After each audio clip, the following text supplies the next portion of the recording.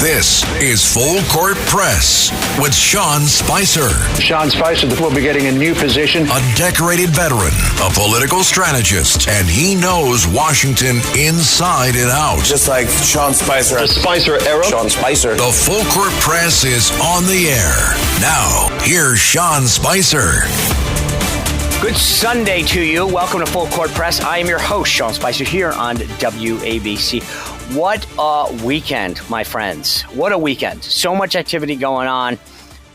On a multitude of fronts. I don't even know where to start. We have a jam-packed show for you. EJ Antoni from the Heritage Foundation is about to join us in a little bit. Now, he is the chief economist there at the Heritage Foundation. You might recall EJ's name. Gosh, why do I remember EJ's name? He was the one that President Trump appointed to serve initially as the head of the Bureau of Labor Statistics at the Department of Labor. That's the job that does all those numbers every month about the labor force. And remember, everybody was complaining about how wrong they were in the revisions. EJ got brought in, and then let's just be blunt. The media and the deep state took the guy down. Really sharp guy, though. Really well respected by President Trump.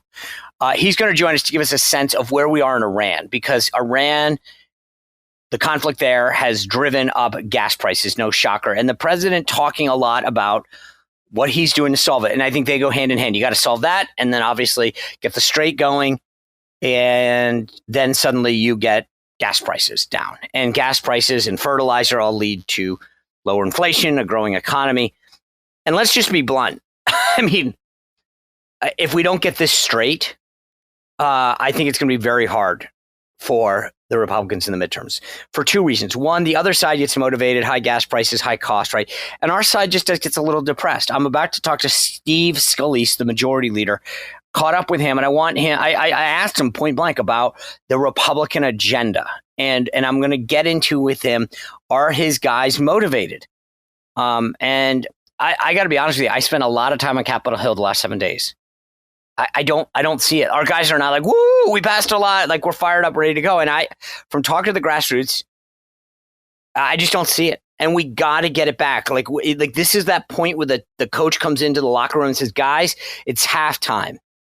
We're down a touchdown. Get your act together. Get motivated. Let's fire it, and gets the team fired up. That's what we need right now. Okay. I'm going to ask Steve Scalise about this. I want to, because he's the majority leader. And I just, look, let's get a sense from him.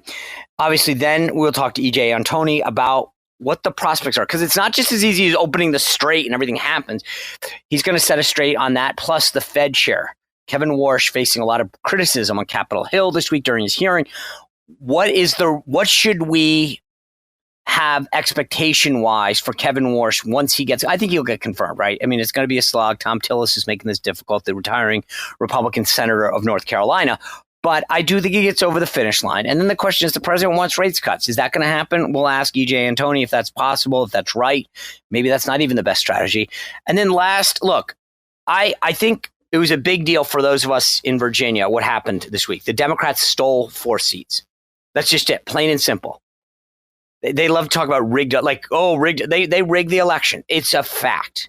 They love to talk about how much they hate gerrymandering. Obama, our governor, Abigail Spanberger, on record talking about how much they hate it, and they did it. So don't give me this crap about, it's only wrong when they do it. You notice every time the Democrats do stuff, as long as it's in pursuit of their greater good agenda, it's okay. Republicans do something bad, evil scourge on democracy, undermining our way of life. And when they do it, as long as it's in pursuit of their agenda, they can excuse it all. Pretty amazing how that works. So I'm going to bring in the Republican Party chairman, Jeff Reier, because here's the kicker. The Virginia Supreme Court is about to hear this case on Monday. Multiple violations. I'm going to go over it with the chairman. Like, these guys literally defied state law, the state constitution in Virginia. And if you're sitting here in New York or New Jersey or anywhere else, Connecticut, and saying, why do I care? Because 4 seats, we have a 1-seat majority. 1. Technically, as of this week, it's 2 because Congressman Don Scott of Georgia died. Like, that's how, literally it takes a member dying to give Speaker Johnson some breathing room. But the reality is we got a 1-seat majority. So they get 4 in Virginia. That's not helpful. So if we can actually win this at the state court on the law, that helps huge. So I'm just telling you, This is a big deal to understand no matter where you live, if you care. And if you don't get this, this is the problem because you stop. I mean, I'll segue into this right now. We saw the movie in Trump 1.0.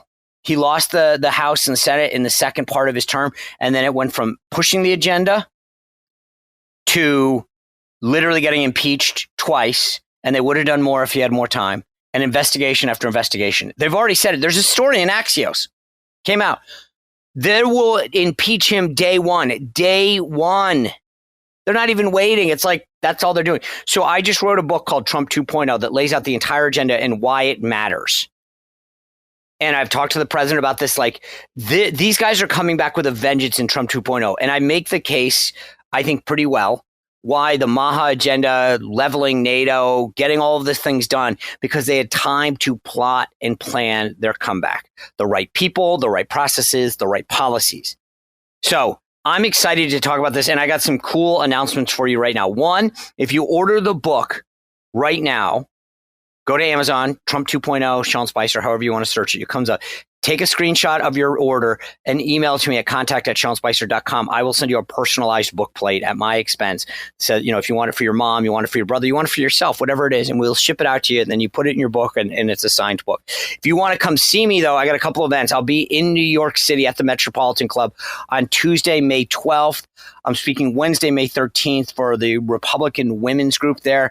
And then check this out. On Friday, May 15th, I will be at the Kennedy Center for a free event Friday, May 15th at the Kennedy Center. And then we will have a VIP reception on the roof. And by the way, remember, the Kennedy Center is closing, my friends, for at least 2 years. This will be one of the last events. So even if you just say, I don't even care about Sean and his book, I want to go see the Kennedy Center, come on. And all of this is available at seanspicer.com. There's a little picture of the book up there. You click it. You can get any of those events that I just mentioned, so whether you want to come to New York or DC. But obviously, appreciate your support if you go to Amazon right now and order Trump 2.0. Without further ado, though, I want to bring in the House Republican Majority Leader Steve Scalise. Leader Scalise, how are you? Great, Sean. Good to see you. Good to see you. Be back with you. What do you think about what the Senate's trying to do in terms of the reconciliation bill? You want a skinny bill? You want a bigger bill? What would you like to see in it? Well, we're working right now on a couple of different fronts. One, get the Homeland Security Department funded. I mean, Democrats obviously want to open up the borders again. They shut the department down because they want open borders. They're insane. They're a crazy party. We've got to fund the department. President Trump made it clear. Let's get the department funded. At the same time, we're also having conversations about a third reconciliation bill to do things like going after more fraud. I mean, we've identified, because of the big, beautiful bill, the Minnesota fraud you saw, California's exposing a lot of the same things. We put fraud prevention measures in that bill. There's more that we want to do. I was talking to Dr. Oz the other day about great ideas he has to go after some of the fraud you're seeing in healthcare, where people are stealing money, literally billions, tens of billions of dollars, illegals coming in, taking away things that are hurting Americans. Why don't we go after that and put those people in jail? We can do that in reconciliation. So we're working on all those fronts. Beyond the process, I think most Americans would be appalled at knowing that they're spending their tax dollars here and then it's being wasted. Yeah. What do we need to do to tell the American people from your standpoint, your conference, to say that you recognize that and that the message gets out so people know what you will do as leader of the majority versus leader of the minority? Yeah, well, know this. I mean, if Democrats got power back, and believe me, they're fighting and salivating to get it, the first thing they're going to do is impeach President Trump. They've said that crystal clear. The next thing they're going to want to do is to go reverse the Trump tax cuts, meaning they want to raise your taxes. Last week was tax week. Average families got $4,300 back. No tax on overtime, no tax on tips. Seniors had a great deduction. That all goes away because Democrats want to take more of your money. Look at what Spanberger in Virginia, the great moderate. Oh my God. First thing she does is raise your taxes. Hochul and take our guns. Lied and wants to take your taxes and raise taxes even more. Look at Gavin Newsom in California. Why are, by the way, people fleeing all those states? So that's what Democrats would do in terms of tax policy. But they also want to continue open borders, continue radical policies, crush American energy. We're finally energy independent. I mean, look, Iran has shown you they can't be trusted with a nuclear weapon, but they shouldn't also be supplying world's oil. We can now supply our own oil again because President Trump reversed the Biden shutdown. Democrats would go back the other way on that too. Look, when we're bringing bills on anti-fraud to stop fraud, people are like, well, why isn't that already illegal? Right. Some of it right now you can't stop. You can't verify that illegals are getting taxpayer benefits, and that's deliberate. Democrats don't want to stop that. When we bring bills, by the way, Sean, to stop it, go watch the vote. Every Democrat will be voting no, because they want fraud to continue. And American people need to know that. That's what will be happening with their tax dollars if Democrats get the majority, meaning if our voters stay home, hey, I like what Trump's doing. Right. I can stay home. No, you can't. We need everybody to vote. Speaking of voters, how important is getting the Save America Act over the finish line? It's so important. We passed it through the House, and we passed it months ago because we know, let's strengthen the integrity of the vote. Make sure the Senate's everybody why is the Senate not getting the I mean, I know you it's can't a frustration. Look, I mean, there's a lot of good bills over there. We have a great permitting bill that opens up and allows us to build things in America again. There's a lot of other good bills. But Save America Act is a really, really important bill. They just need to find a way to get it to President Trump's desk. President Trump wants to sign it. We want that bill to get to his desk. We sent it over there. And look, every Democrat voted no on that bill. Again, shows you, just show picture ID and prove citizenship. Every Democrat voted no. Yeah, and every American pretty much says that makes common sense. 9 out of 10 Americans get it. Democrats get it. Congress, Washington Democrats, they want voter fraud. They want voter fraud. That tells you what they really are all about. The key piece of your title is Majority Leader. Yeah. How concerned are you about where we are heading into the midterms? I mean, you see what's happening in Virginia. And what are we doing about it to maintain a Republican majority to give President Trump what he needs? We went out and found great candidates on a lot of seats. We have 13 seats that Donald Trump won in the White House last cycle that are right now held by Democrats. We're going to go to try to flip those, but we also have about 20 of our members that they're going to spend $30 to $40 million each to try to defeat. And so, number one, we're working hard and spending a lot of money to protect our vulnerable members, but we also need to make sure our voters turn out. Yes. Because right now you're seeing the left hates Donald Trump. They're going to show up. So what do we do to juice them? So our people need to, number one, President Trump in 2024, I thought the best thing he did a lot of great things in that campaign, but he went to all 7 swing states, and I went and campaigned with President Trump in some of those. Too big to rig was his message, meaning, hey, the polls might say you're going to lose, the polls might say you're up by 3. Doesn't matter. Just go out and vote so big that they can't fix any election. And guess what?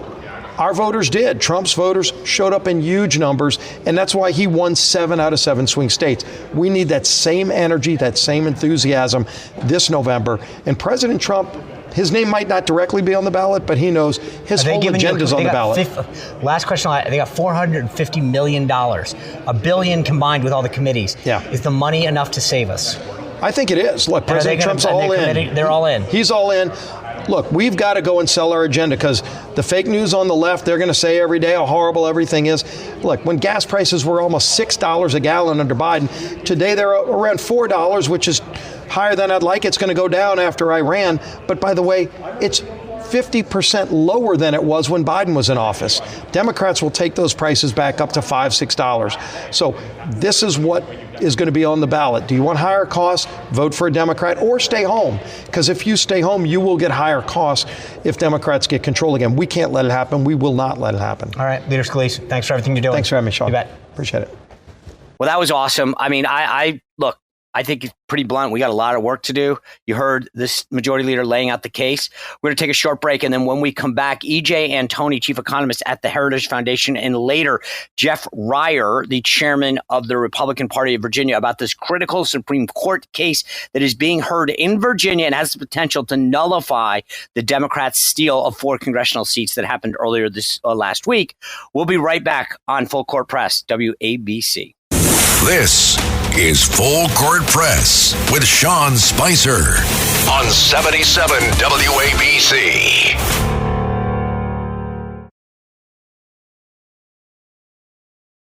The Full Court Press is on the air. Now, here's Sean Spicer.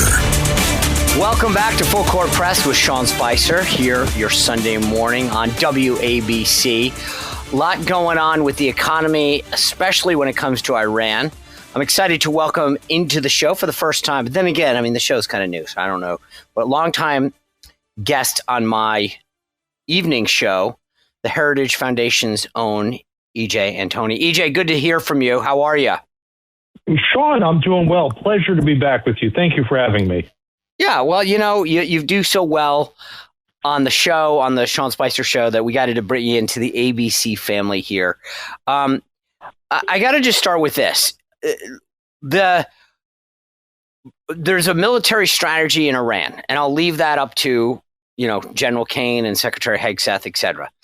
But the economic impact of it, I think, is something that every American is kind of looking at, because you had the Treasury Secretary, Scott Bessent, a week ago say that he could expect $3 gas between June and September.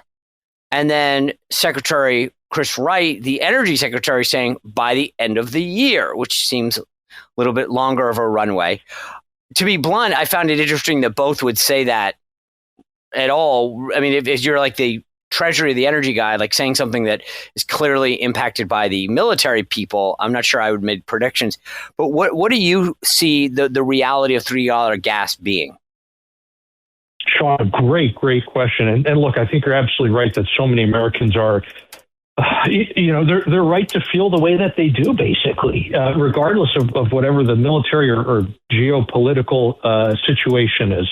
At the end of the day, each American has to deal with what's going on at home and with their own family budget every single month. So when is that budget going to get better in terms of $3 gasoline? Here's the big problem. It's entirely out of our hands at this point. It depends on what is Iran going to do? What is Israel going to do? What are other actors, not only in the region, but around the world, like China and Russia, going to do? The situation, I hate to say it, but from an economic standpoint, has kind of spiraled out of control at this point. So that, again, a lot of this is simply out of our hands right now. Until the strait is actually back open and you get that supply of oil flowing again, you're going to continue to see fuel prices stay stubbornly high. And there's just nothing we can do about that in the short run. And part of this, by the way, I think is the Biden administration's fault. For 4 years, they were really kneecapping our oil industry, and now we don't have any excess capacity. Well, okay, I got a few things to ask you about this. I mean, number one, even if if we come to a deal, which I'm not hopeful for, right? The folks that I talk to in the sort of the maritime domain say that this is all predicated on the insurers, right? They're the ones who are saying to Maersk, MSC, et cetera, like whether we will insure your crew, your cargo, your ship. And there are a lot of mines out there that they want to see swept to make sure that there are no dangers, right? And that the Iranian small boat attacks. So the people I talk to, EJ, say that at the best case scenario, we're talking probably 10 days out. I know that there was some reporting that the Pentagon said it would be months. If that's the case, meaning that the reason I'm bringing this up is, like, let's say you get a deal that the sweeping and the safety of transit is still probably weeks after that. And that would then impact all this economic stuff.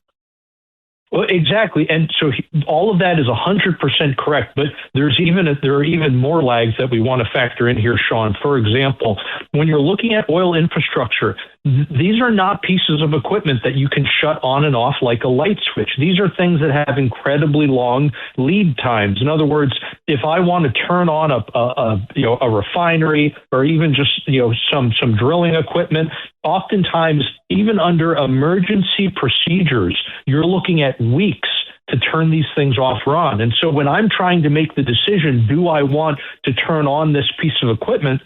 I'm not just asking, is the strait open right now, but am I confident it will still be open 2 or 3 weeks from now? Because that's when I'll actually have product flowing trying to get through the strait. So again, it's not just a matter of the strait's got to get open, but then we have to have confidence that it's going to be open in the near future. So you need both of those things to happen. And even still, now you're talking about the oil has to get through the strait. It's got to get around the world to different locations, whether that's here in the United States or Europe, Asia, you name it, right? All of these things are going to take time. It will be a while before the strait is actually open, and then we see any kind of relief at the pump. Okay, and that was sort of my next thing. So let's just say, if you say day zero being the day that there's a a deal and it swept. Like, I remember when this thing happened, right? The prices, I think I was paying like $2.98, $3.05 a gallon, and suddenly it's like quick up. What should we expect as consumers for how quick it goes down? Unfortunately, the example a lot of people like to use is that gas prices go up on an elevator, they come down on an escalator. And there's a lot of reasons for that economically. I know the left will say, oh, they're gouging consumers. No, there genuinely are a lot of economic reasons for that. But to answer your question, Sean, you're looking at probably a couple of months before you see the full impact. And the other thing is, I know a lot of people have said prices will be back down to where they were before the war. Let's look at a best case scenario. Okay, best case scenario. Iran lets crude and everything through the strait. They don't impose any tolls or anything like that. And you get relatively free shipping. You're not going to get the same level of shipments. You're not going to have the same supply that you did before the war, because at this point, oil infrastructure in the region has been damaged or destroyed. That represents supply that will be offline for several years. As just one example, there's a gas field in Qatar that is going to be offline for 3 to 5 years before they can get it fully repaired and back up to its previous operating capacity. So prices will go down because supply will go up, but supply won't go up to quite where it was before, which means prices will not go down quite to where they were before. That is not what I wanted to hear. Okay, but let's pivot for a second. You were talking about the supply in the Biden administration. When you hear the president talk, he says, we got plenty of oil here in America. And again, just you explain to me from an economic standpoint, why can't we, someone has said to me before, why don't we just have an export ban and say, okay, all the stuff that's made here, we take care of ourselves, the price goes down. What's the harm in that? Sure. This is such a great question. I'm so glad you asked it. So we have this kind of notion that all crude oil is created equal, right? It's not. There are lots of different types of crude.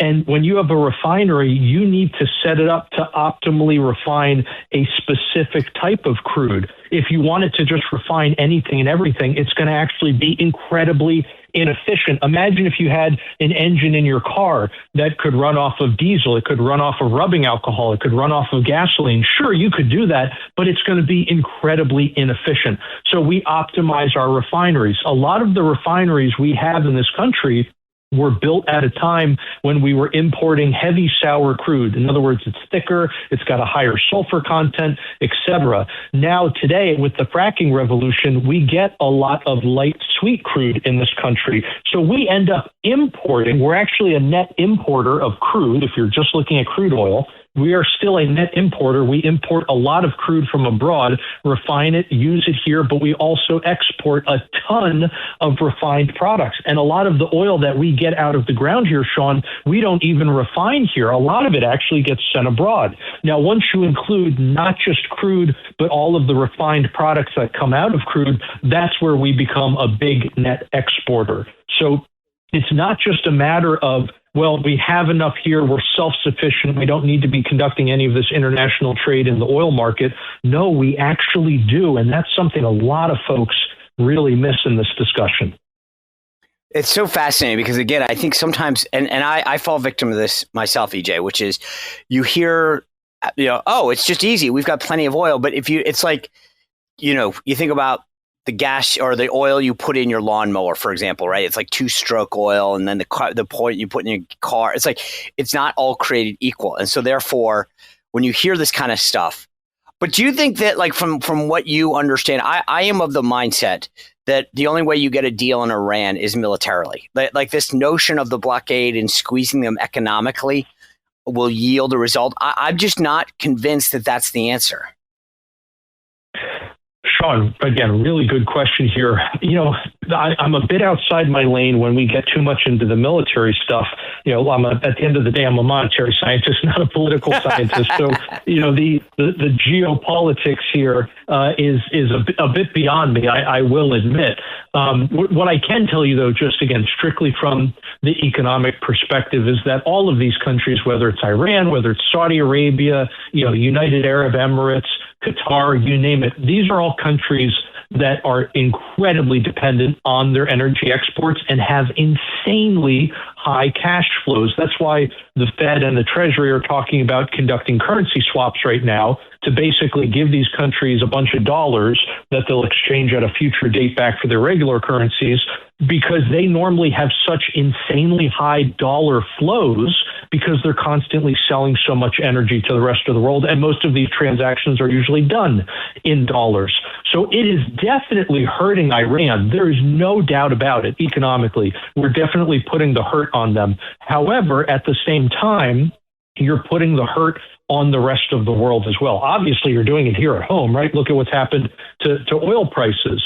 And although it may seem like it's not a big price to pay, you have to remember that the oil crisis, Sean, is very apparent right now, because every week when we go to fill up at the pump, it hits us in the face. What is less apparent are things like the fertilizer crisis. Most people are completely unaware it's happening, but it is. You shut off a fifth of the world's fertilizer supply, just like you shut off a fifth of the world's oil supply with this whole conflict. And the difficulty there is that it's not going to actually hit consumer food prices until September, October, roughly that time in the autumn. So it is coming. We are going to see additional food price inflation this year because of this. It just hasn't shown up yet. And so people are not very aware that it's happening. Okay. So what impact is this going to, I mean, you mentioned fertilizer and all of it. Like, if this drags on, and like I said, I would love to see a quick victory, right? I mean, that's just, and I think you do too. But I don't see it. So let's just say that this takes a couple more months. What impact will this have inflationary wise or on our prices, like day to day? Are we going to start to see goods and services beyond gasoline tick up? Well, Sean, think about when you go to the grocery store and you grab a gallon of milk off the shelf, or your carton of a dozen eggs, or even forget grocery store, you go to a hardware store, you buy a box of nails, literally anything. Whenever you go to a store and you grab something off the shelf, how did it get there? It got there on a truck, right? What I'm getting at, Sean, is that the higher transportation costs that this conflict is causing is going to put upward pressure on prices throughout the entire economy. Look, this is exactly what we saw under Biden, and it's a big reason why inflation came down so quickly in the first year of the Trump administration. In fact, Sean, there were a lot of prices that we've been tracking very, very closely that they actually stopped going up entirely, and some of them had actually started going down at the very beginning of this year. In other words, January and February, and by all metrics, they should have continued going down for the rest of the year. But sadly, that progress has now stopped and is being reversed. And so the longer the conflict drags on for, the more you're going to see those upward pressures on prices throughout the economy. Again, it's shockingly very much a repeat of what happened during the Biden years, where their war against American energy caused upward price pressure, not just on energy, but everything else too. It's funny. I saw a liberal media host. I like to call them personalities, not journalists. Ask a guest the other day, to your point, doesn't this make the case that we should do what Biden was doing and invest in like wind and solar? Oh, dear goodness, yes. And what is that doing for electricity prices today, right? Why electricity prices have been going up. And it's not because of the conflict with Iran. The increase in electricity prices predates that. What happened was you had so much wind and solar added to the grid, which is very, very expensive way to produce electricity, that it's been driving up electricity prices. People think it's all about data centers and the increase in demand. Yes, there has been some increase in demand because of data centers. There's no doubt about it. But it's been the much bigger impact has been the shrinking of supply. You're adding unreliable and expensive energy sources to the grid. So of course your electricity prices are going to go up. Do you want it to go up even further? Okay, well then add more wind and solar to the grid and keep reducing coal and nuclear and natural gas capacity. Can I just, for the record, I just want to make sure I get your take on this, because I don't really care. Like, if you want to put solar panels on your roof, right? I don't care. I mean, like, there's nothing wrong with. I do think windmills are stupid, and frankly, the ones out in the water do more damage to maritime life than they do good. But I guess the point that I'm trying to make, and I would love you to weigh in this as an economist, EJ, is like, if somebody wants to be a do-gooder and use renewables, that's fine. It's just you have to understand the limits. Sure. And the other thing, Sean, is that if you want to put solar panels on your house, I have no problem with that. It's your house. You can do whatever you want with it. But here's the thing, Sean. I want you to pay for it. I don't want to. But also, I just want to be clear. I guess I should have reframed that a little bit better. My point is, it's one thing if you want to do it. Like I grew up in Rhode Island, and the monks at my school put up a windmill, right? And it made them feel very good. That's fine. But I think my point is, I want people to understand that's one thing for you to do on your property with your money. It's quite another to use this as a strategy. We saw this down in Texas. That like, if I don't want my taxpayers going all in on a strategy that's not going to yield us anything. Right. And Sean, the only point that I really want to emphasize here is the fact that right now you are paying for the solar panels on your neighbor's house. They are heavily, heavily subsidized by the taxpayer. And the reason for that is because without those subsidies, they would be prohibitively expensive. In other words, they'd be a net loser. You would never recoup the cost of those solar panels during their lifetimes. That's why you have to have these massive government subsidies for these things. It's not just the huge windmill farms that you see blotting our landscape now across America, but even just the solar panels that you see for residential applications are heavily, heavily subsidized. EJ, in the few minutes that we have left, I want your take. Kevin Warsh, the nominee to take over the Fed, was up on Capitol Hill this week. He got asked whether he'd be a human sock puppet. It was whatever. But what I want to ask you is that, like, let's just say, and make for the sake of conversation, that he gets the votes to be confirmed. What should his first act be? In other words, the president has been very clear he wants interest rates cut. I asked Steve Moore this the other day. Is that the smart policy in terms of what we need to keep the economy moving forward, to create jobs, but also as a check on inflation?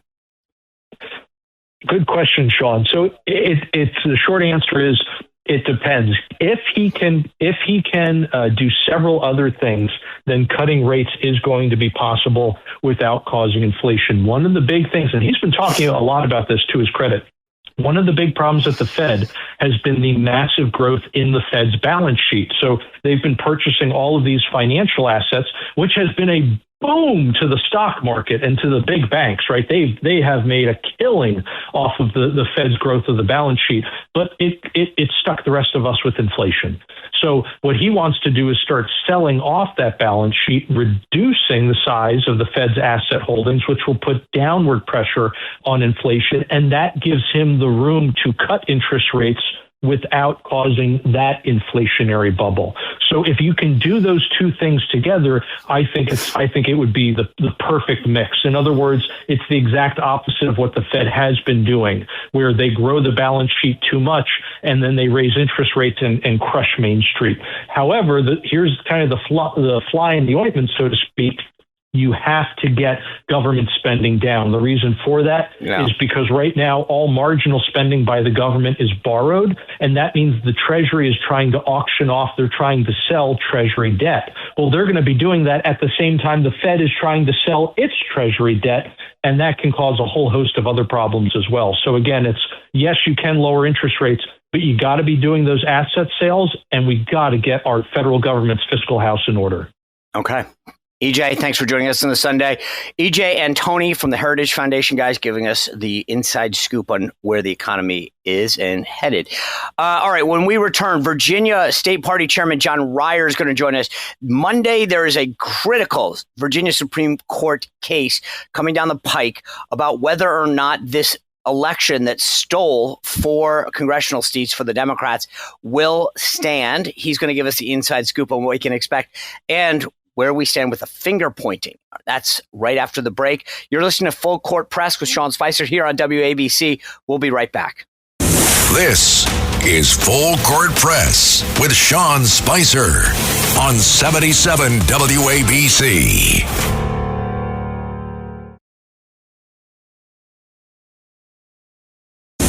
Welcome to your personal briefing. The Full Court Press is on the air. Now, here's Sean Spicer. Welcome back to Full Court Press. I'm your host, Sean Spicer, here on WABC. Boy, tomorrow is going to be a big day in Virginia. The Supreme Court there hopefully ruling to invalidate this steal by Democrats of 4 congressional seats. To get the inside scoop, I'm excited to be joined by the state party chairman there, Jeff Ryer. Jeff, good to hear from you on this Sunday.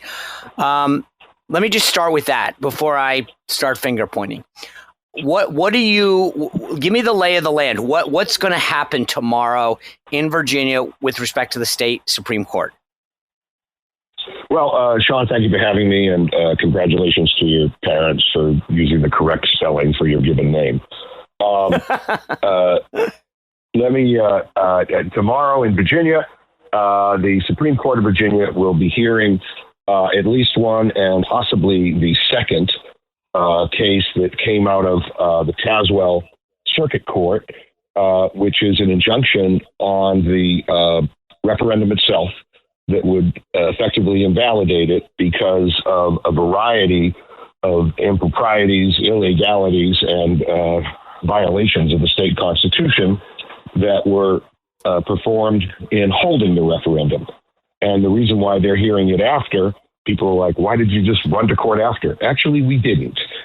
We sued long before. And the state Supreme Court, in their wisdom, relied on a judgment from 1912, precedent from 1912, that when the legislature sets up an election that is questionable, they will only decide the validity of the election afterwards.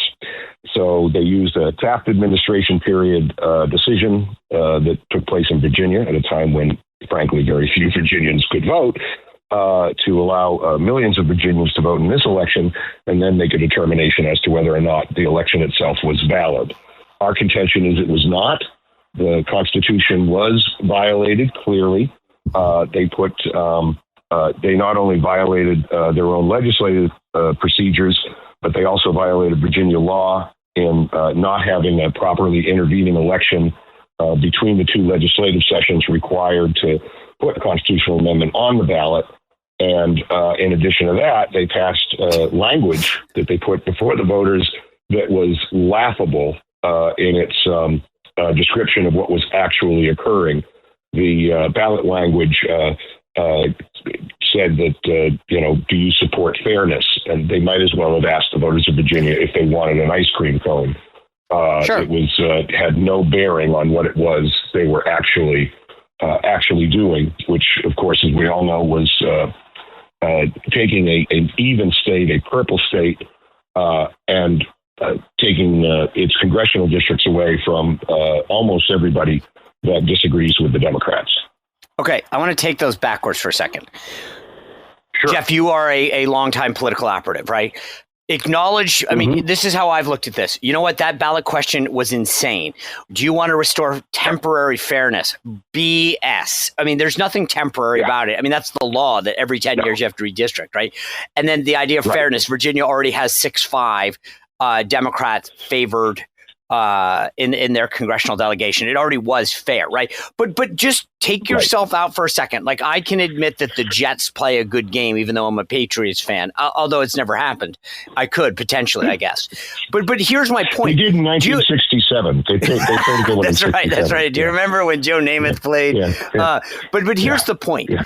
Like, yes, the question was loaded. It was ridiculous, but like, was it illegal? I don't know. I mean, I think that, like, we can whine about the fact that they played the game better than us. I think it was confusing. I think they did it intentionally, blah, blah, blah, blah, blah. But that's not illegal. That's just them maximizing, right? I mean, like, can we just agree that that's what, or you tell me why I'm wrong? I mean, no. Well, you're wrong, because Virginia statute requires that it be in plain English and be descriptive. Oh, so that's what I wanted you to get at. So the law says that, right?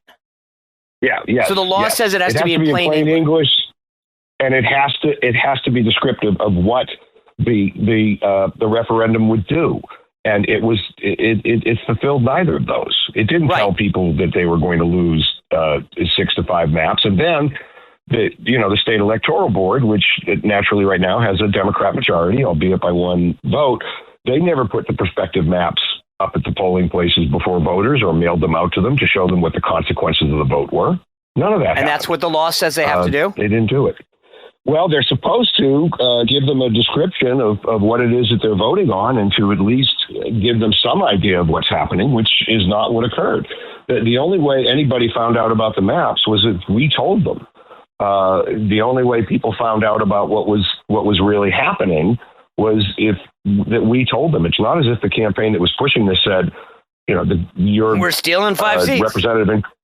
No, it didn't say that. No, 4. It did not say that. 4. And it did not say that you in rural Virginia will be represented solely by the people of Fairfax County. Right. Northern Virginia will now represent Southern Virginia. Northern Virginia will represent almost all of Virginia the way they drew the map. So let's crazy if you look at it. Okay, so I want to take this in pieces. So that's a violation of the law. Second violation of the law is how they did it, right? So correct me if I'm wrong again, which by the way, just remember it's my show. But the way the law says is it says that there has to be a meeting of the General Assembly, a vote in the General Assembly, a preceding election, and then another vote. And what they did was they got cute by half, which is they passed it. And then they they did it in a special section after we in Virginia, myself included, already started voting in the 2025 elections. And then they came right back in 2026 and did it. And so your argument would be that the spirit of the law was not met. It's not just the spirit of the law. The letter of the law wasn't met. Because the letter of the law requires, and this is part of the intervening election process, the letter of the law requires that when you pass a constitutional amendment in the first year, which is what they did in late 2025, it has to be posted that it has been passed by clerks of circuit courts 90 days before the election occurs. Well, they didn't do that. They didn't do anything close to it. And that's been on the books since 1971 and never repealed. In fact, it has been reaffirmed by the legislature since then. They didn't do that. And that's so Virginians know, hey, there may be a constitutional amendment coming next year. This might affect your vote this year as far as who you want to vote for. They didn't do that. They didn't. Okay. And also, as you mentioned, they held their special session, I believe, appropriately enough, on Halloween. And the election had at that point already been going on for about 40 days because we no longer have election day in Virginia.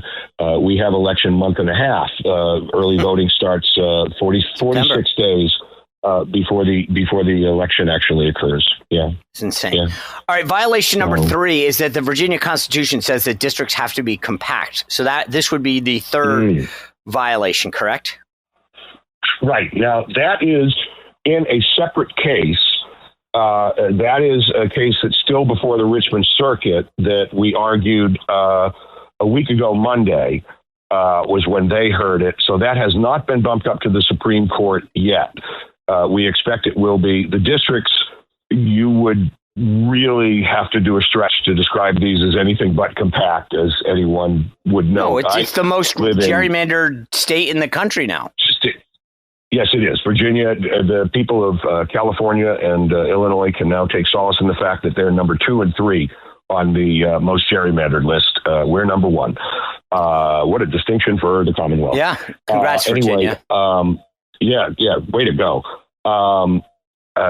So they're not at all compact. Though that case was heard in Richmond Circuit. There were extensive arguments a week ago Friday. We'll see how that one develops. The judge hasn't ruled in that as of yet. We expect he will sometime soon. Okay, so in the Chairman Ryder, into the lead up of this, you guys in Virginia made these arguments. The Supreme Court had a chance to address some of the concerns that and they punted. They literally the weaselest thing they could have done, which is, hey, we're going to let Virginia spend money. We're going to make people go vote, and then we'll decide, right? That to me was a huge judicial tell, which was these guys are wusses and they don't want to rule. Yeah. Well, I think they were optimistic more optimistic, I'm afraid, than a lot of other observers were in our ability to stop a yes vote on it. So I think that has. Wait, you think that they thought that it might actually? I'm just want to make sure I'm hearing you. You think that in some way, shape, or form, they thought that the no vote would prevail? Yes, I do, and the reason why is then they would be off the hook, and you know they. You never know exactly what their thinking is, but making a decision as a court to punt something that's clearly unconstitutional and violates parts of the Virginia Code as well, punting it until afterwards in the hope that it wouldn't appear again, that it would be moot. Would but be now they have to undo part. we've spent probably like $100 million and everyone spent time going to vote. I think it's probably harder. Yeah. I mean, one of the things that I've said to people, and again, I want your take on this because you're the chairman of the Republican Party in Virginia, is these justices of the Supreme Court have to get reappointed by the legislature, which is run by Democrats, and not just Democrats. Louise Lucas and Don Scott are far left progressive nut jobs. And I think that these guys are trying to curry favor to get reappointed to their seats. I think that's entirely possible. And I do think that the problem for the Supreme Court is not just that the law and the code and the Constitution violations have occurred. The other problem is the election was close. I think that makes it very, very difficult for them. I think they really are on the spot. The question is, will they, since Virginia Supreme Court justices serve terms and do have to be appointed by the legislature, will they follow the Constitution and the law, or will they allow the Democrats to do this, which would set one heck of a precedent for the future? And what's the makeup of this court? What is how many members are on it, and how many were appointed by Republicans versus Democrats? There's 7, and 3 were appointed by Republicans, 2 were appointed by Democrat majorities, and 2, and I hope I'm getting this right, and 2 were appointed by split chambers. In other words, had to be agreed upon by the Democrats and the Republicans in order to get them on. So there really isn't any telling, depending on how long it is they wish to serve. Yeah. I mean, I think the irony is to have unanimous decisions. Really? Yeah, I mean, to me, look, really I get, like, I'm all in on the politics, right? I mean, like, I've said this before, like, at least Gavin Newsom was honest in California. He said, hey, Texas is doing it, we're going to do it too, right? But Abigail Spanberger lied to the voters of Virginia, and so did Barack Obama. They both are anti-gerrymandering. But to me, I don't think you have to have watched more than one episode of Law and Order to know that that all of the reasons that you and I just discussed are contradictory to the law and the Constitution of Virginia. Right. Absolutely. They are. So if I had your money, if I had Chairman Jeff Breyer money, all of it, what should I mean, are you saying, hey, this is a coin flip going into Monday, or we feel good, or what is Jeff Breyer, the chairman, telling folks in Virginia? Say your prayers, or what? Our lawyers feel good. I'm in the coin flip category. Say your prayers. Just because we are expecting our jurors to do their jobs, which in most circumstances I think would be something you would expect. But in this particular circumstance, we need to be concerned because their jobs depend on the kindness of what they perceive will be Democrat majorities for a while, and I'm sure that's where their thoughts are. And as you could tell from this legislative session, the Democrats have not been bashful about enacting what it is they want to enact. Chairman, last thing I want to ask you: is it normal to expect the court to rule on Monday, or are they hearing more stuff? Or like, what is it that we expect by the end of day on Monday? Should we have an answer? I don't know that we'll have one by the end of the day on Monday, but I certainly expect that we will have one by the end of the month. The main reason being that the first day for candidates to turn in signatures for the primary that the Democrats have scheduled for August the 4th is Friday, May 1st. Okay. All right. So, Republican Party of Virginia Chairman Jeff Breyer, we'll double down on our prayers here, but I wish you the best of luck on Monday, and hopefully these guys actually look at the law and recognize what they've done, because and unfortunately we didn't have enough time to get into the finger pointing, because boy, are there a lot of people that I think are sitting back realizing that they could have helped fund some. This was the cheapest political date ever that they screwed up on. So thank you for being with us. Thank you very much. Take care. You bet. Bye-bye. All right, guys, thanks for being with us on this episode of Full Court Press. I am your host, Sean Spicer, here on WABC. As I mentioned at the outset, my new book, Trump 2.0, comes out on Tuesday. Please go to Amazon right now. If you are thinking of a great gift for anyone in your life, especially your mother coming up, if you just order it on Amazon, send us a screenshot at contact@SeanSpicer.com. Send us that screenshot from Amazon. We'll send you a book plate to insert into that book, personalized however you want, but only for the next 7 days. So screenshot your Amazon purchase, send it to contact@SeanSpicer.com.